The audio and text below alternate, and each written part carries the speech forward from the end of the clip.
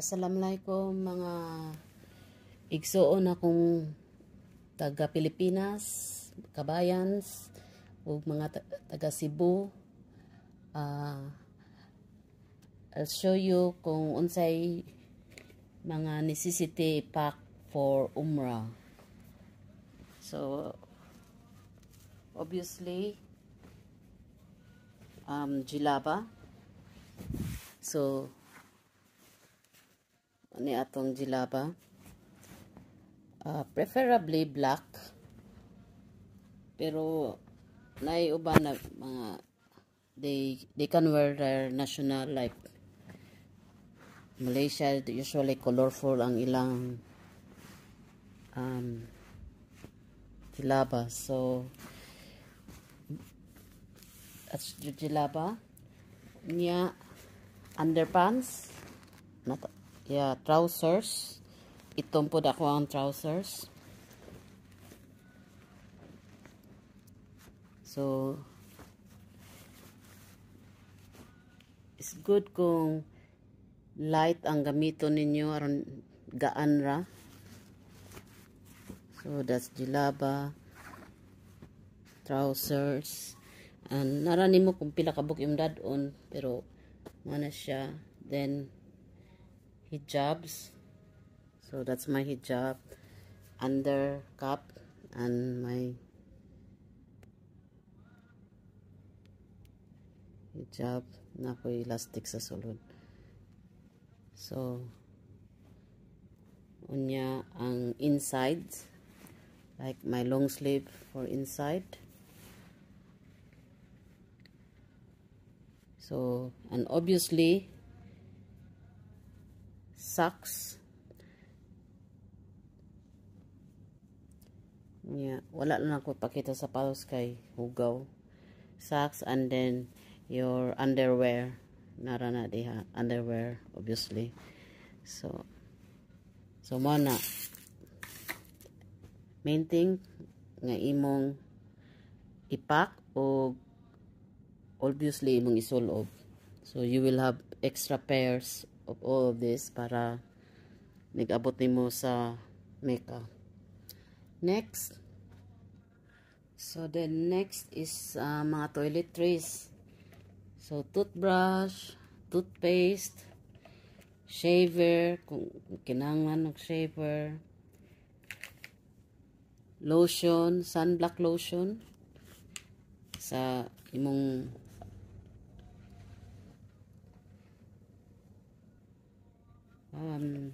sa kung dili ka magamit ani sa imong naong para lang sa lawas. So nakoy sa naong nya lip gloss, pit na marot akong lip gloss. Obviously deodorant, paning tunta manimaho niya ta nya nakoy alcohol gel. Pwede sa ko kung nasa kay isang cream, depende na unsay imong kinahanglanon sa imong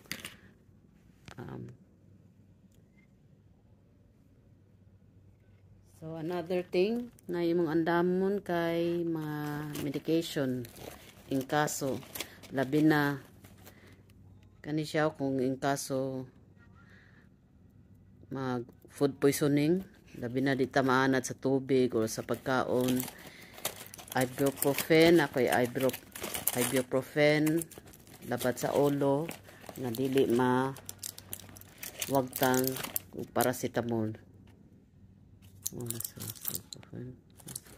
Suntok ang paracetamol. Paracetamol na lang ko extra sa lumpas. Periton para mag-allergy, mag-hives or dili anad sa init. Kani siya kay kuan siya cold drink, so kung nagkala kuan akong tutunlan inom din ko ani.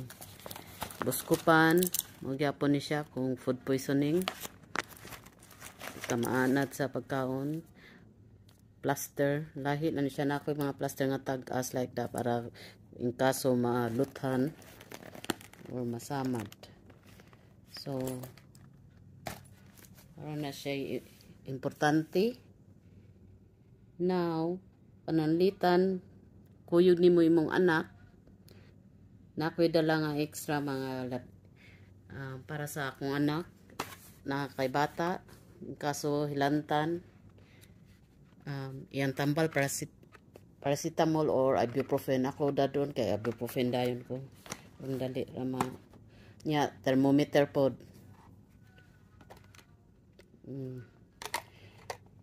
Kada biyahe yun ako lagi ko yung akong mga anak nagyud ko ibuprofen, paracetamol kung gusto paracetamol, pero ganahan sila gamian ni thermometer. So mo ni siya imo ipack sa luggage or man pa today. Importante charger, plug og charger para sa mong telepono, obviously. Now, inig-abot na dito sa lugar or labi na ka ng mga tumo sa Medina first. Nalan jud ko'y kuan na imong dadon kumuadto ka sa mosque. So, nakay extra nga inani nga bag.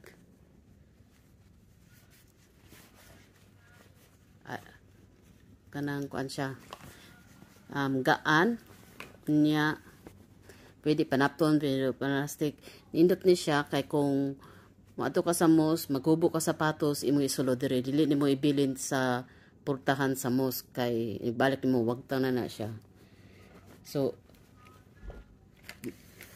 ang ibutang nako ani kung maato ka sa mosque na kay just in case prayer mat, labi na daghan kayo ato ka sa Masjid An-Nabawi or sa Mecca, mahutdan ka og sa area nga makaampo ka or makasala nga nay carpet. So magdadyog imo hang prayer mat. Nay mga prayer mat nga nipis pwede pod, pero mas may binjo baga-baga aron dili ka paso sa init sa simento. So mo na siya. Ako nang isulod sa akong gamay nga nani nga bag.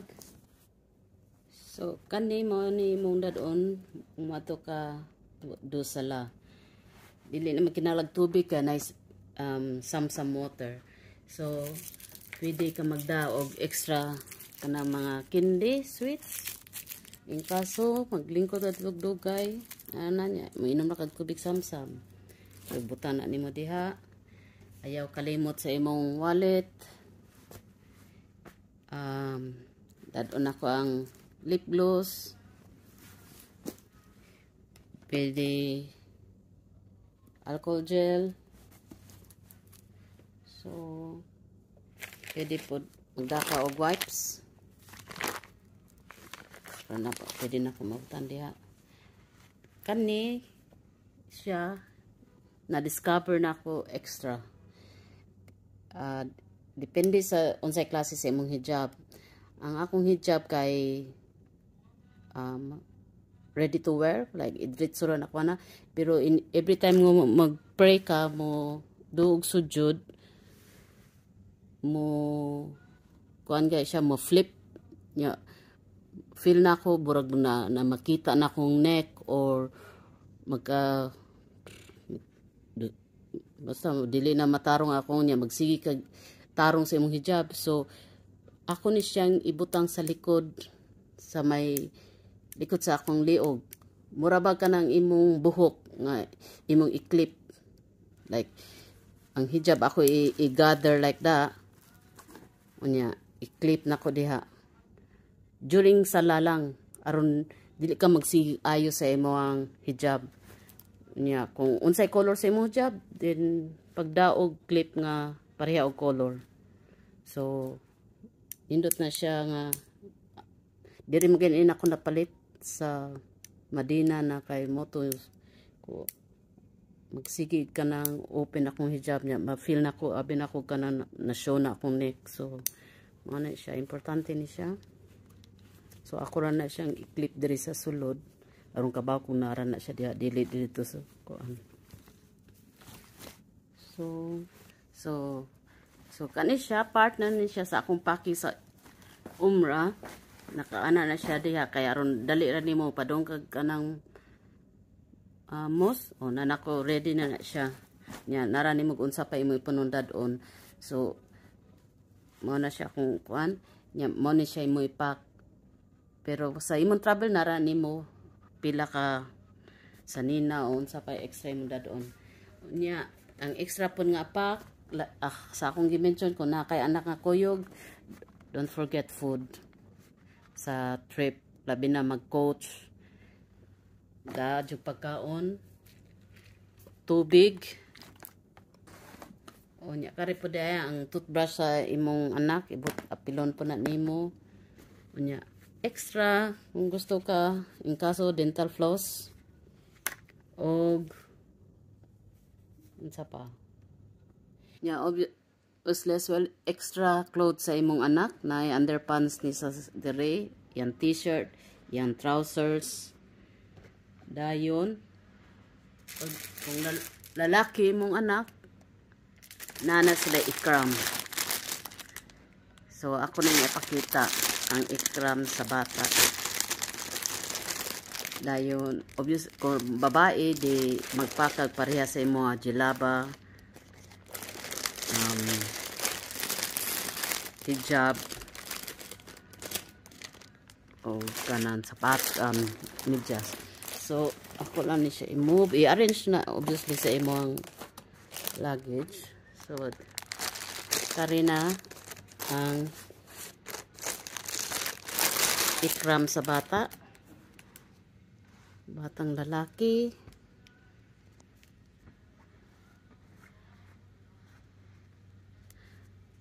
So,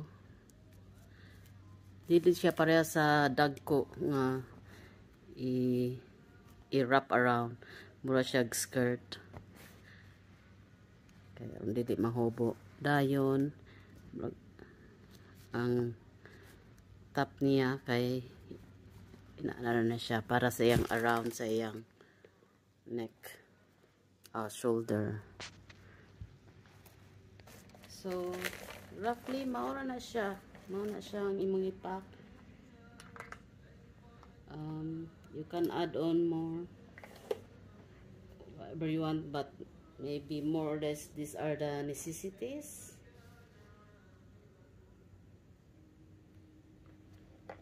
And that's it.